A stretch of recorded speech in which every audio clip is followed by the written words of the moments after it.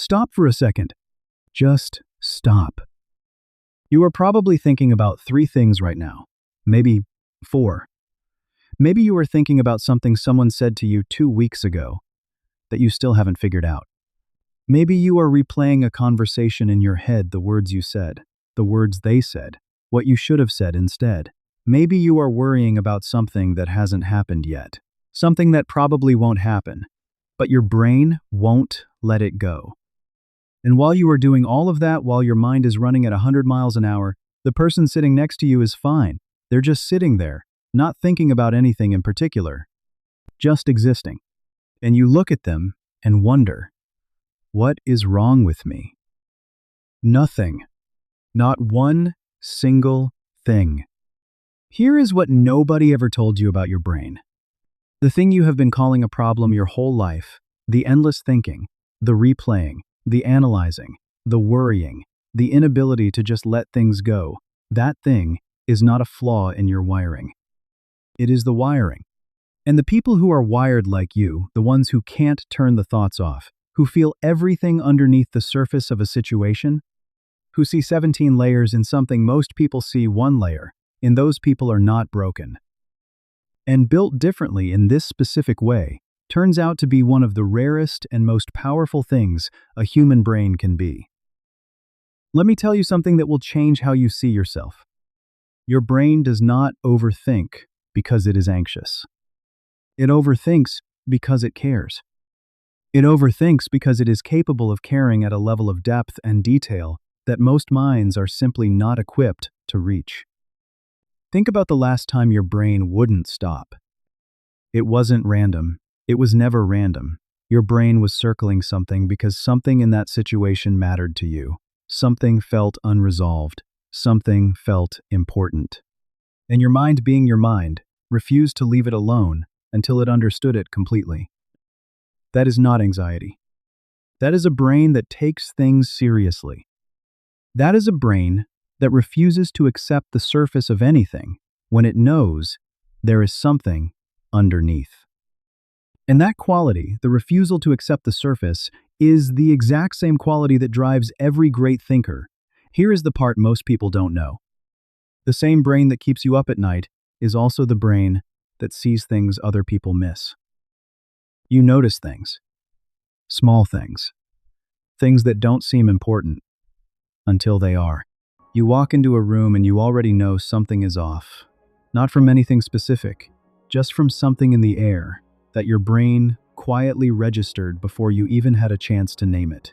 You read between the lines of what people say and hear what they didn't say.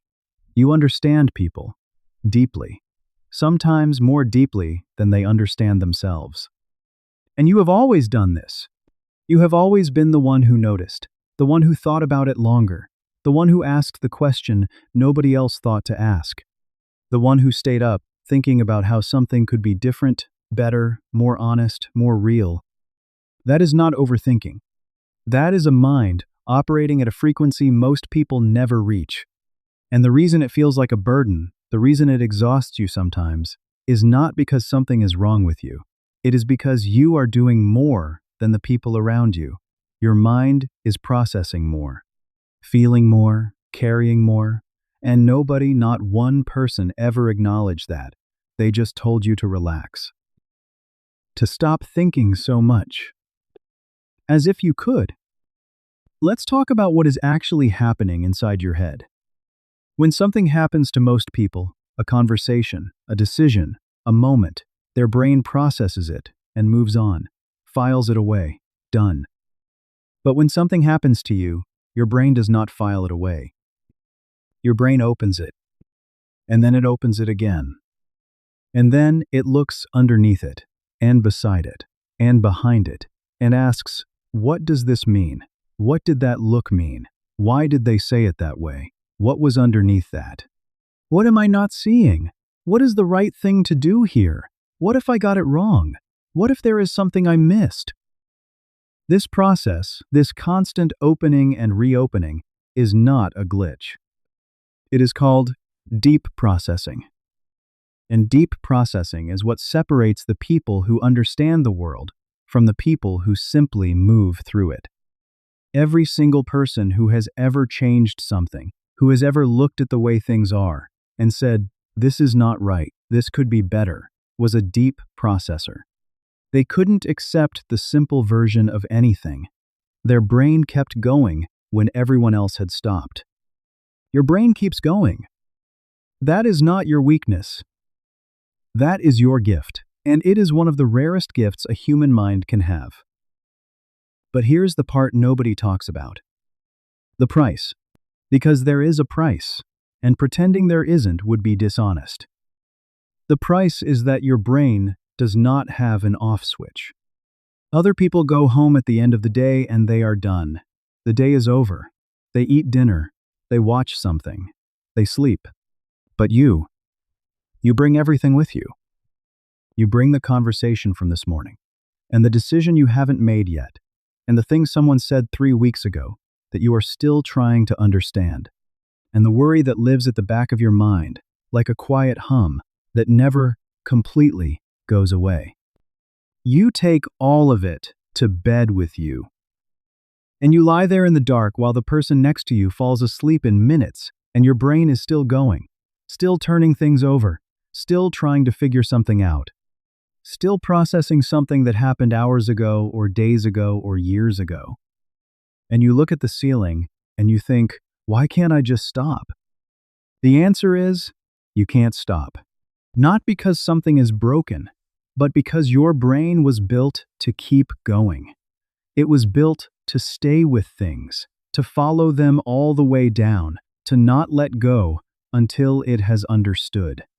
That is also, unfortunately, a very lonely way to live. Because most of the people around you stopped thinking about it a long time ago, and you are still there, alone with it. Here is something I want you to really hear. You have probably spent years, maybe your whole life, trying to think less. You have told yourself to stop. You have tried to distract yourself. You have put on the show, picked up the phone, filled the silence with noise, because the quiet is where the thoughts get loud. And none of it has worked. Because you cannot think your way out of thinking, and you cannot silence a brain that was built to speak. But here is what you can do. You can stop fighting it. You can stop treating your own mind like it is your enemy, because it is not your enemy. It is the most loyal thing you have. It has been trying to protect you, to understand the world for you, to make sure you never get caught off guard your entire life. And maybe instead of trying to quiet it, you start listening to it differently, not as the noise that won't let you sleep, but as the voice of someone who has been paying very close attention for a very long time, and who has things to say that are worth hearing. Because the thoughts that visit you at midnight, the ones that circle and return and refuse to leave, they are not there to torture you. They are there because your mind has not finished understanding something yet. And your mind, this specific mind of yours, does not rest until it understands. That is not anxiety. That is integrity. That is a brain that refuses to lie to itself. The next time you are lying awake at 3 in the morning, thinking about something everyone else has moved on from, the next time someone tells you that you think too much, remember this: you are not thinking too much. You are thinking at the right depth. If this video felt like someone finally understood something about you that you have never been able to explain, that is what this channel is for.